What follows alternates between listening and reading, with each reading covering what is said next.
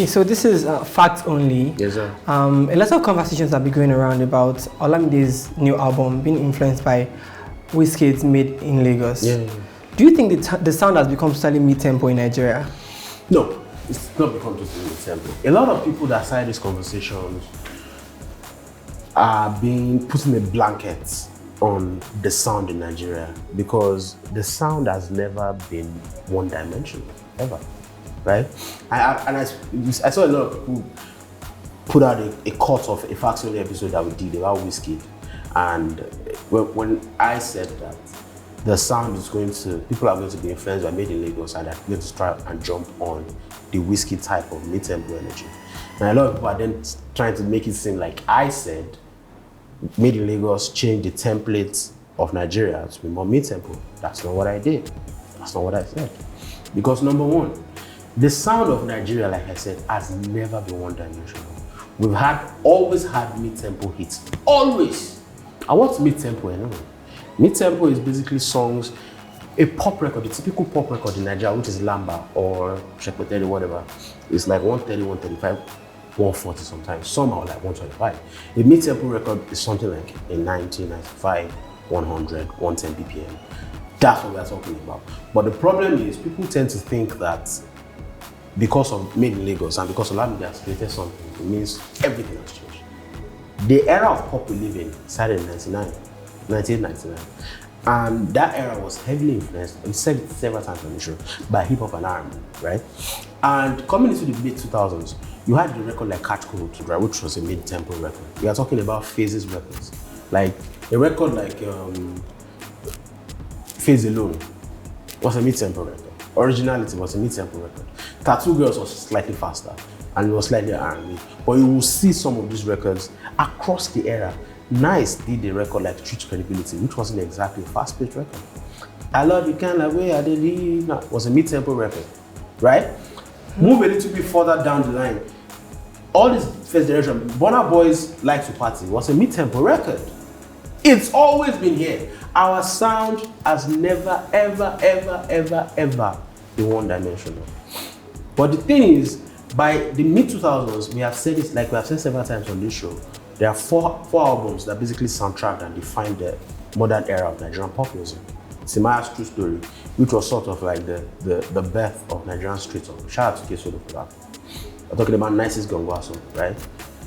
Which is sort of defines the emergence of hip hop and R&B. We're talking about Waniko's Motion to More hits. Talking about the Band Entertainer. And slightly, which is basically an aftermath or a product of those 4 eras and a Wizkid Superstar. By 2000, 2008, 2009, 2010, we had two shots, Timaya and Terry G, creating a different type of sound, which is basically what we call street talk or lambana or shepeteri, the fast-paced sound. It's basically like our own version of maybe techno or disco in the 80s. If you go to a club, nobody's going to be playing you slow tempo because everybody wants to dance. It's not except it's like 3 or 4 a.m. Everybody wants to dance to a fast-paced record because they are high and drunk in the club, right? But the era of mid-tempo that we currently know now, again, is heavily influenced by Ghana because Mr. Easy came into Nigeria in like 2013, 14-ish, right? And brought the pom-pom-pom sound with him. That pom-pom-pom sound was it's inspired popular songs like Skin Tight, Legover. But the person that really took that sound to another level was Runtown with Mad Over You. Records like Mad Over You and For Life. I want to make I love you for life. And then a little bit later records like Energy. Mad Over You is basically the poster child of when the sound really transformed in Nigeria. Make no mistake, before then, people had been jumping on that pom-pom-pom sound because a record like even R2B featuring Wizkid, Slow Down, it's a mid-tempo record. We've always done mid-tempo records, always. It's not like it's just changing now. Even before Runtown did Mad Over You, he did the record with Wizkid, Lagos to Kampala, which was a mid-tempo record. It's never ever been one-dimensional, ever. Sounds on the other side was filled with was loaded with mid-tempo records. Not loaded, it had mid-tempo records. There were still a lot of fast-paced records on Sounds on the other side. You saw a record like One Dance was not exactly mid-tempo. slightly up-tempo, slightly, not typical up-tempo. The record with Chris Brown, African Bad Girl, was fast-paced. But a record like Give Me Thriller was mid-tempo. The problem is a lot of people like putting a blanket on everything. True. And it shouldn't be that way. And that thing, the Alti demography. Yeah. What part do they have to play in this? Bro, the Alti demography, I feel like we don't give them some of the credit they deserve. Those guys influenced 3 things in this country. 4 things. They influenced the streaming because they were posting their songs on SoundCloud. They influenced EPs and the way people, like, we went back to being an album market we've gone back to being an album market over the past 2 years. But guess what? What a lot of people are doing, they are making EPs. Those guys made EPs. People are making EPs before them, but they popularized the concept of EPs and make EPs attractive to people. We are talking about what those guys did with the concept of camaraderie. They made themselves, they gave you the idea of what niche markets, the power that niche markets can have in any society.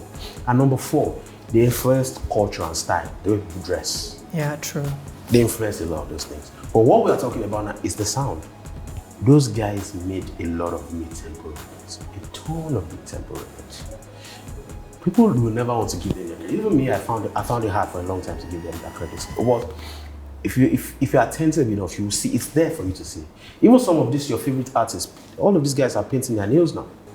When the other guys were doing it wasn't cool. You guys didn't like them. It wasn't. But guess what? All your superstars are painting their nails. All of them. Even Paris is painting nails now. Fireboy painted nails. Who has not painted nails this year? Black nails.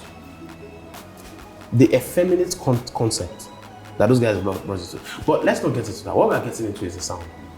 They influenced how Nigerians, because what they did is, those guys were Gen Z, they were young at the time. A lot of them were teenagers. The oldest part of those people, let's say even the grown norm of the hotel demography, but DRB Lasgidi, right? Or DRB before they became DRB Lasgidi. Bodge, who styles himself as the granddaddy of hotel, makes a lot of mid-tempo records. Bodge excels best on mid-tempo records. The best Bodge performances are mid-tempo records, right? You then see a lot of these young guys, because I'm a millennial. A lot of people who are from my generation consume different things. They consume hip-hop, they consume R&B, they consume Terry G, they enjoy Terry G, right? But the thing about these guys is, they listen to a lot of, their palettes is way wider. Gen Z palettes are way wider. True. That's why this current dispensation that we live in, Nigerians, because bro, 50% of Nigeria is under 19 years old, right?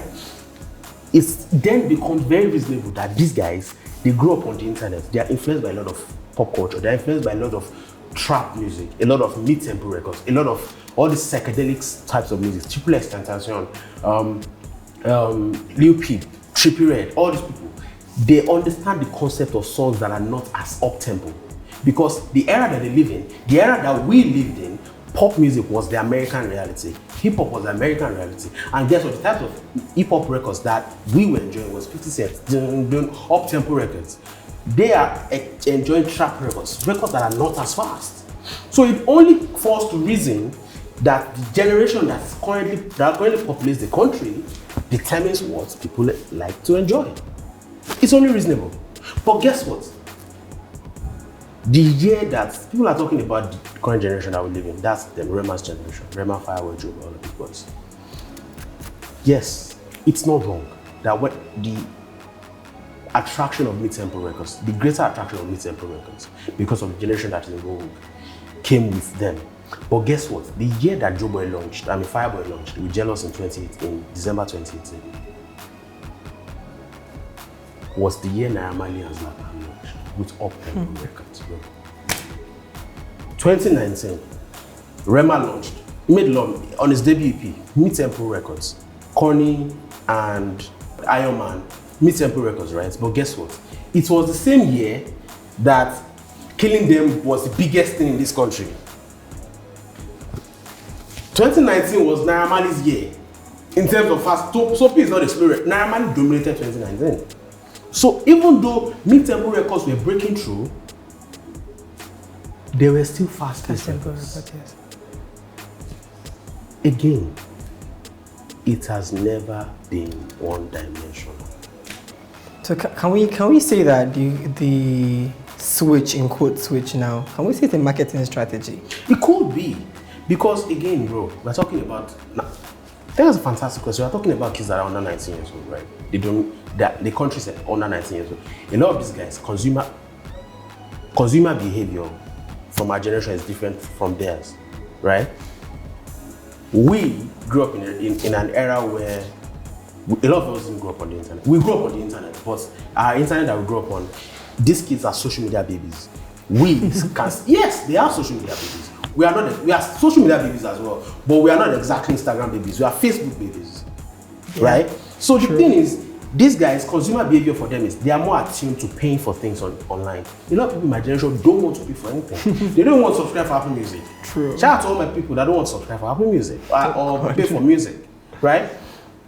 These guys, and a lot of them are streaming music. Gen Z, their generation, younger Nigerians are streaming music.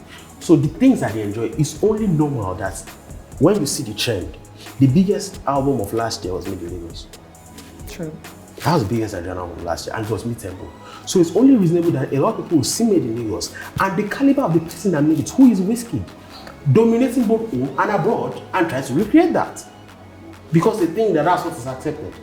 Because everybody wants to imitate. Imitation is just art. If art can't inspire art, then art has failed. If culture cannot inspire culture, culture has failed. If Wizkid is the greatest of his generation, Wizkid is one of the greatest Nigerian artists ever.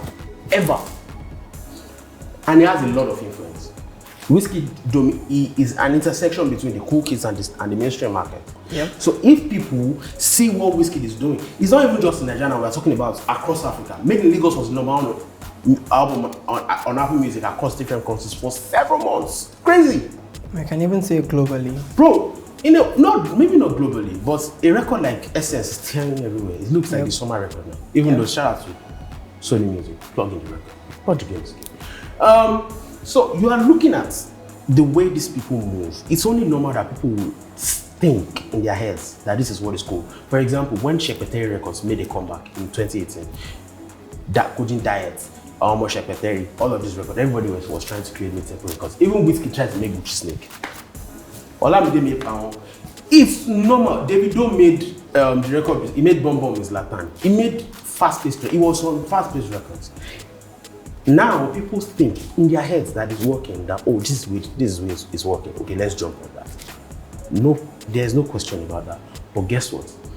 Two of the biggest mainstream records of this year, Focus Dance, the song from Focus Dance, and Shedi Balabala, they are not mid-tempo records. Naira Marley's record, not a slow record. True. Not a mid-tempo record. I Am Coming, not a mid-tempo record. Zlatan, chokiri chok chok chok, chokiri chokiri chok chok.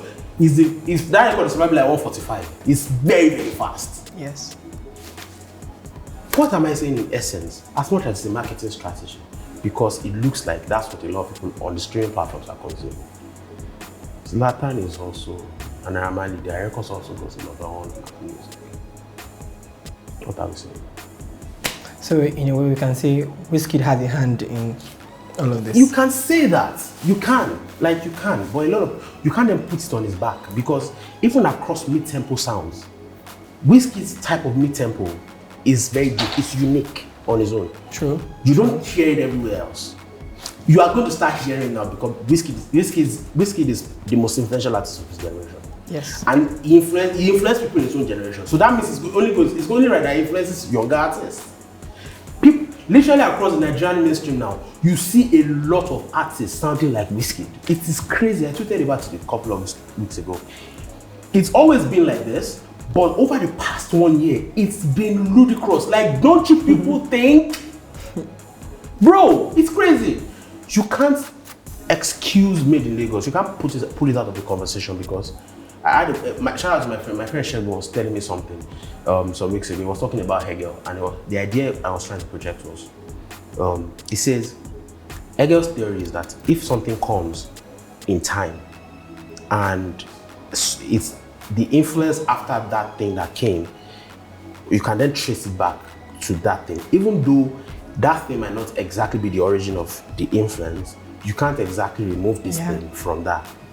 Yes, true. So Made in Lagos might not be the origin, but you can't exactly excuse. You can't say Made in Lagos is inconsequential in the conversation. It's not. True. What I can say that Made in Lagos is going to mostly influence is how people make albums. A lot of people are going to go for albums that are filled with mid-tempo records. Olamide's Wizkid is filled with mid-tempo records. But guess what? Olamide's Wizkid is not dancehall. It's more dancehall. Even though Wizkid's Made in Lagos had a lot of Caribbean influences, Olamide's Wizkid is more dancehall. But guess what? They are both mid-tempo. Wizkid's own is influence. It has Caribbean influences, but it's inspired by high life and palm wine music with a lot of punch. Olamide's music is mid-tempo at the same time, but it's still palm wine music. So you can't then put a blanket on everything and say Wizkid Made in Lagos inspired everything, because mid-tempo has variations. I can make anything on mid-tempo, anything. Afrofusion mid-tempo, Afro swing mid-tempo, dancehall mid-tempo, reggae fusion mid-tempo, palm wine music mid-tempo, high life fusion mid-tempo. All of these things, they can be mid-tempo. Wizkid is not the father of all mid-tempo records. No, he's not. His own type of mid-tempo records, you can literally see the influences. You can see how people are going to jump on it. But it doesn't mean that everybody that is making mid-tempo records, Wizkid is, he made it cool, yes. But you can't say that Wizkid is the blanket influence of mid-tempo. No. You can't say that. That's it. Okay, I want to give another perspective to this. Yeah. Can we look at it as Olamide trying to expand his own horizons? Him trying something new? You can also see that.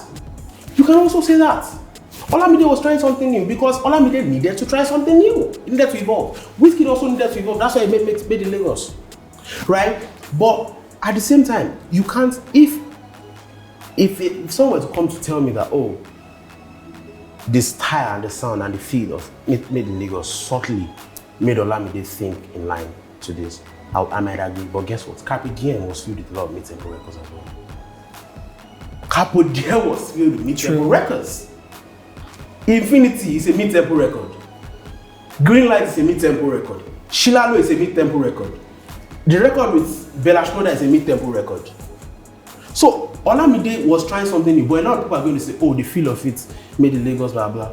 No problem, you can say that.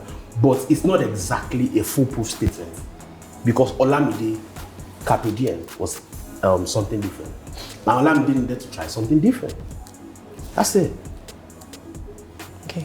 Okay, one more thing. Wizkid's Made in Lagos. Yeah. Of course, it was a really, really great album. Yeah. The album would definitely have influences over people. Yeah. Here on. Yeah. What do you think of that? I think what the biggest thing that Made in Lagos and Wizkid will do is, we are going to see, like I said the other time, we are going to see a lot of mid-tempo albums, not songs. We are going to see a lot of people try to recreate albums that have the mid-tempo feel across board.